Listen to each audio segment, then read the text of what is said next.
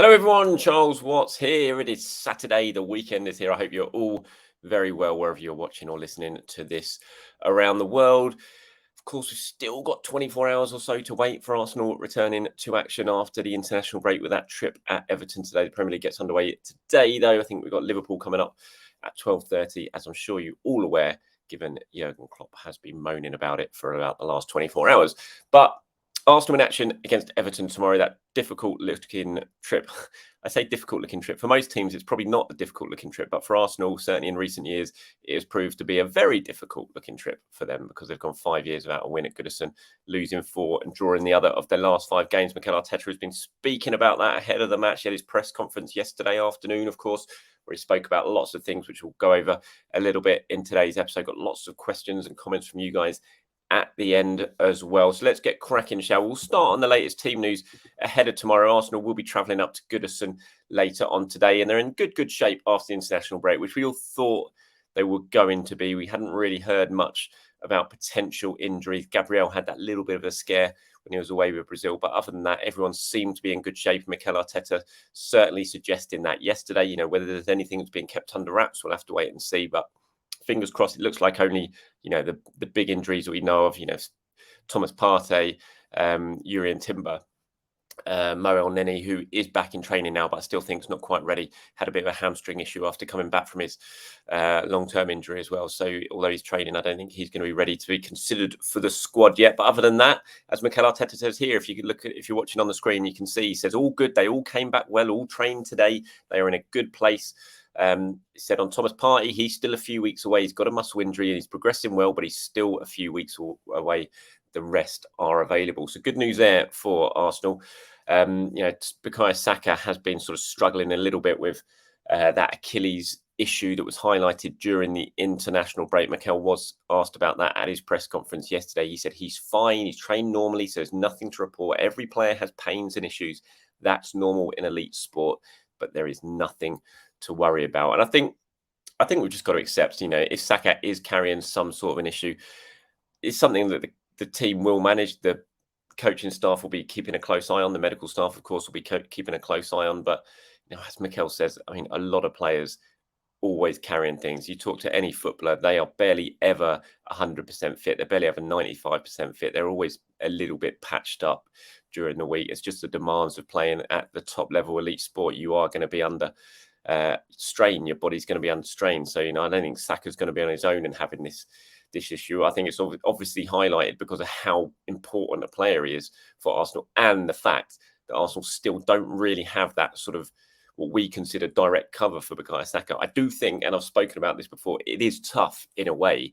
As much as I sit here and say at times, I think they need cover for Saka. They need cover for Saka. I think it is quite a hard thing to actually put into practice because it's kind of like the Harry Kane situation when he was at Spurs, and they barely ever signed strikers because if you're a striker, why would you sign for Tottenham if Harry Kane's there? Because you know he's going to play.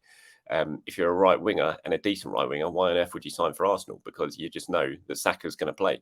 And when you do look at the squad, there are options. Gabriel Jesus, who actually we'll talk about a little bit later on in this video, that option on the right hand side, Reece Nelson, Kai Havertz. There are options there, but more often than not, if Saka plays, if he's fit, he's going to play. And I saw an interesting thing doing around. I haven't got the screen grab actually, but I saw an interesting sort of comparison yesterday doing the rounds in terms of Saka's minutes over the last couple of years compared to some other really important players for various clubs. There was Vinicius at Real Madrid. There was other players as well. I can't say, like Mo Salah at Liverpool. And Saka's actually down on that. He's not played anywhere near as many minutes as those sort of players. So I think we probably look at it as through our sort of Arsenal glasses and are really, really worried about the workload being put on Saka and the amount of games he's playing, the amount of, consistent games in the Premier League back-to-back, stretching on about 2 seasons now. But when you sort of do actually take a little bit of a step back and look and compare him to other players who are just as equally as important for their sides across Europe, it's a very similar situation. And in fact, as I said, players like Vinicius, Salah have actually played a lot more minutes than Bukayo Saka. So, but it is good news, obviously, that Mikel says that it's nothing majorly serious for him. Okay, Gabriel Jesus was a big talking point not in the press conference yesterday, certainly not in the live section of the press conference, but for the quotes that went out at 10:30, basically for today's newspapers, the embargo quotes. Mikel was talking quite a lot about Gabriel Jesus. He was asked questions about Jesus and how important he is, and how, the goal against Manchester United and things like that, and the chaos he brings, or whether Mikel likes that. I thought there was some really interesting comments from Mikel on Gabby Jesus. He said, look, I've got some of them here on the screen. He says, if you look at the last 6 or 7 months for Gabby, with the long-term injury he had and the amount of football that he's missed, then he came back in pre-season, he started to get his rhythm again, and then he had another injury, another surgery. So we have to build him up. He is a tremendous player, a really important player for us. He changed our world last season. You could all see that. He is going to be really important for us. I think he brought a different energy, a different belief, a different threat, a different fear to opponents, and he did it in a really natural way. He can contribute hugely to that step we had last season. That last paragraph there was when Mikel was asked, how did he change your world? And that's what he said. And he's true. I think, and I've been talking about it this week, potential for Arsenal to go into the striker market again next summer. And I do think they probably will. But I think it's easy to forget just how good Gabriel Jesus is and how good he was in that first half of the season last season before he got that injury. Yes, he had that little spell where he went about 10 games without a goal leading up to the World Cup. But even in those games, he was so important. He was so good. He caused so many problems.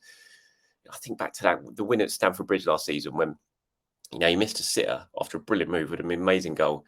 Arsenal won 1-0. But he was exceptional. He was so good in that game. And there were so many other games like that where he was just such a handful. He caused such panic in the opposition defences, and that created so much space for other players, Arsenal players, to exploit. And he transformed Arsenal. Mikel's not lying there. He said he changed our world. He did. Arsenal were a completely different proposition last season when they came into that new season, and so much of a part of that was Gabriel Jesus. He was so important. I think it's really easy to forget just how good he was and is, because he still is. And he's just he's been so disrupted by injuries since then. And that one in the summer was so frustrating, because in the preseason tour over in America, he played so well in that win. It was against Barcelona, wasn't it? And he thought he looks ready. He's back to his best. And then he got that injury again, and it disrupted things. So it's brilliant to see him back last week before the international break.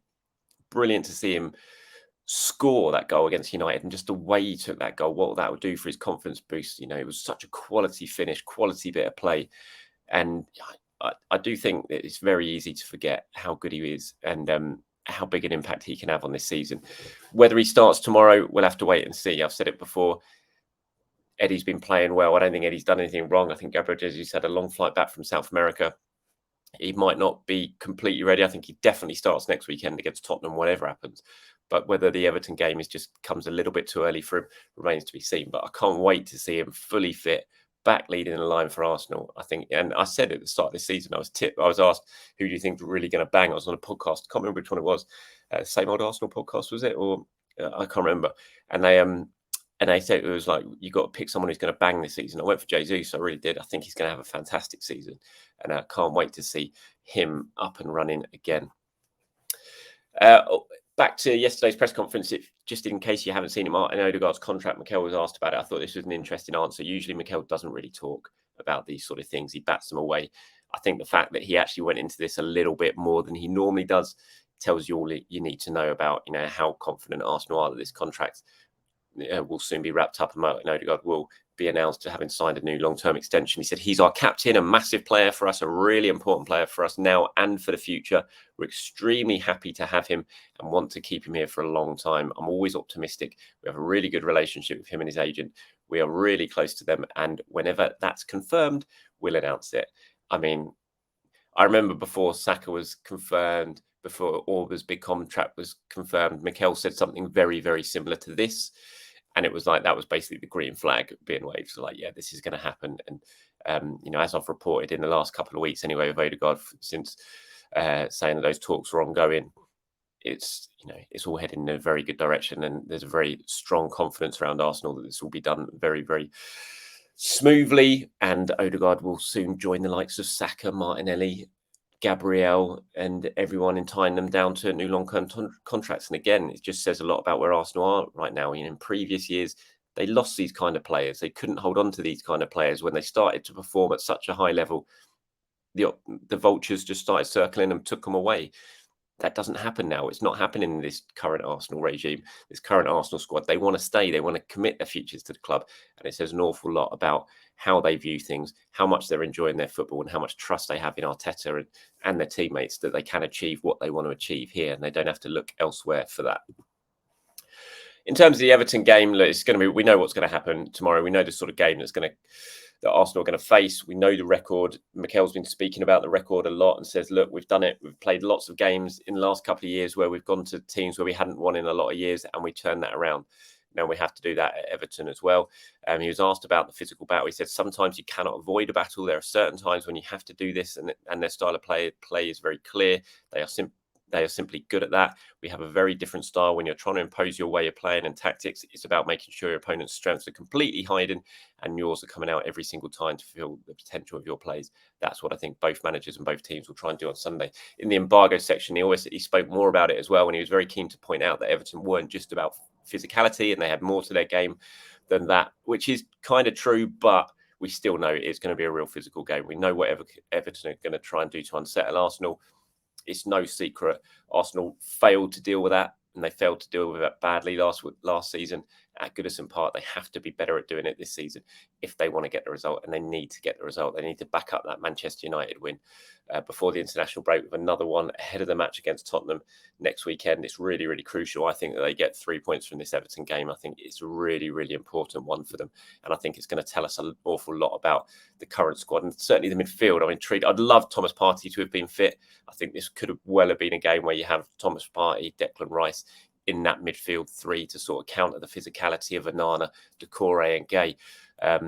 Unfortunately, it's not going to happen. And so I think we're probably going to see the same midfield three than we've seen so far, which will be Havertz, which I'm sure will annoy a lot of people. But I think he'll play Havertz, Rice and Odegaard as well. And I think that's going to be such a crucial part of the game where it's won or lost. Okay, some question and comments from you. Here's one from Aaron. It says, hi, Charles. While everybody expects a big number 9 signing next summer, we have to realise that Partey has 1 year left next summer. Jorginho will become a free agent unless we activate the extension clause. El Neni will also be a free agent. That means we need to consider a significant backup in the number 6 position unless we have some internal solution in the youth. But Skelly looks young. Do you agree that we need to consider another 6 signing next summer? Yes, I do. 100%. I think, it remains to be seen what happens with Thomas Partey next summer. I could easily see him go in just because of his contract situation and his age. And if Arsenal get a good offer for him, then they would probably consider it. I'm not, as I've said a lot of time, they're not shoving Thomas Partey out the door by any means. But if you just from a purely football business point of view, I think come next summer it would make sense to consider a decent proposal if one arrives. Jorginho, like you said, it depends if Arsenal take up his option or not on Nenny as well.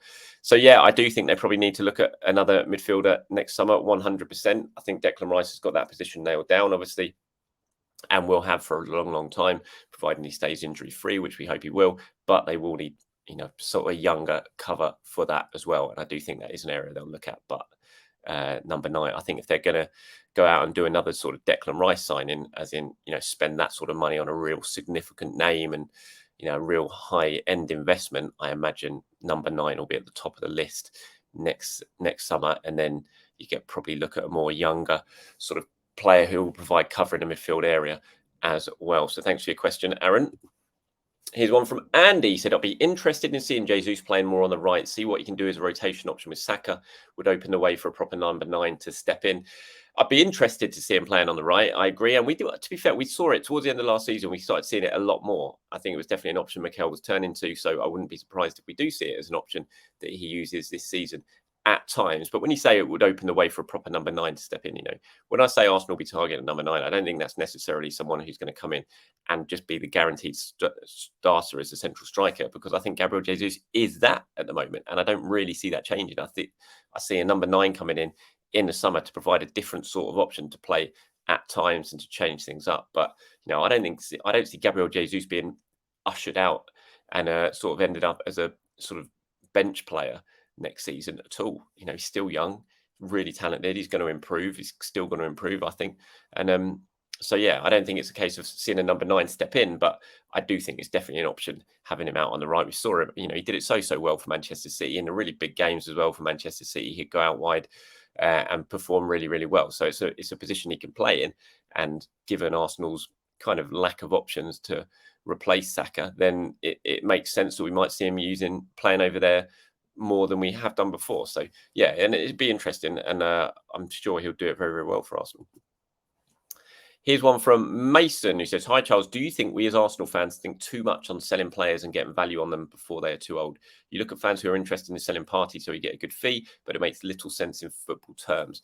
Same could be said on Xhaka. He could potentially be been convinced to stick around for another year with the Champions League fixtures. He would have been a huge asset. I'm not sure he could have been convinced to stick around for another year. I think Granit's mind was pretty well made up. He'd been at Arsenal a long time. I think his family wanted to go back.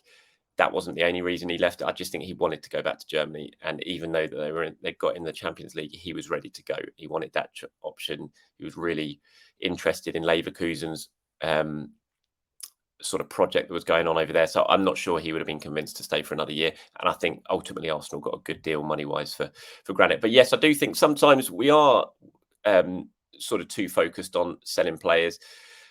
But I can see why in a way, because the more money you bring in from selling players, the more money you can spend on bringing new players in. And I think if Arsenal had maybe sold a little bit better this summer, if they'd have managed to get money in for Kieran Tierney, then potentially they could have dipped back into the market and brought in cover in defence for the injury to Urian Timber before the deadline. So I think it's obviously is very, very important. But yeah, I do kind of agree with you in a way as well. Like I look at when Balogun went, and I said this at the time, I'd have much rather Arsenal did what they did with Balogun and sold him to Monaco than to sell him for an extra 10 million or 15 million to Chelsea. I'd much rather just take the lower amount of money and move him out to France rather than see him play in the Premier League for Chelsea. So yeah, in that regards, I wasn't too bothered. But then I look at the Rob Holding deal, and I think that's just an atrocious deal for Arsenal. How you can only get 1 million up front for Rob Holding. Said it loads of times. It's just mad. I mean, how is Austin Trusty worth 5 times what Rob Holding is?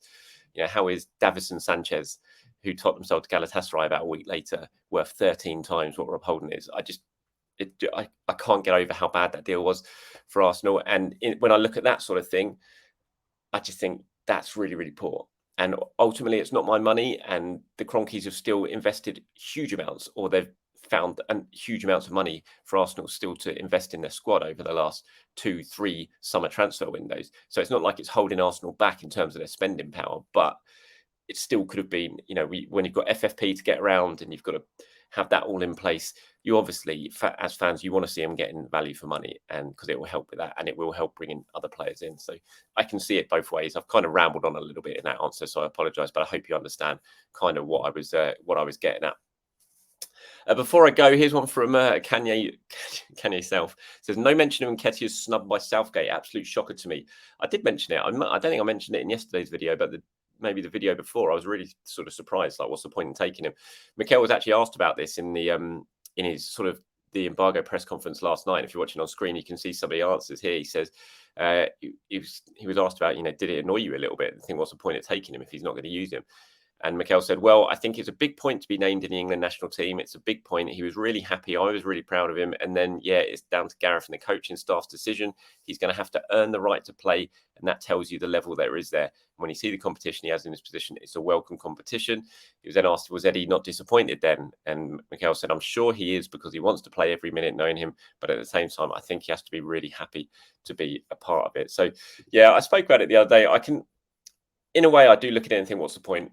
You take him, didn't even get included in the matchday squad against Ukraine, and then, just sat on the bench against Scotland, and you're throwing on Callum Wilson with 10 minutes to go when England have got the game won already. Surely that would have been better to throw on Eddie Nketiah. But then I also look at it and think, as Mikel said, you've got to earn your right to play. Just because you've been called into the squad for the first time doesn't automatically mean you get a cap and you get minutes. You've got to earn that right. You've got to do it in training, and you've got to maybe be around the squad a little bit. And Southgate did do it with Ivan Toney as well. I remember the first time he called him up, he didn't play, didn't feature at all, but then he did the next time. So maybe that is kind of what Southgate does, and he just wants to have a closer look at those players, have them part of the squad, for a week or so, get used to the thing, see what they do in training, and then if they do get another call up, then that's the opportunity to get a minute. So yeah, it was a weird one. I did think initially, what's the point? But then maybe I can kind of see a little bit more about Southgate's thinking in that as well.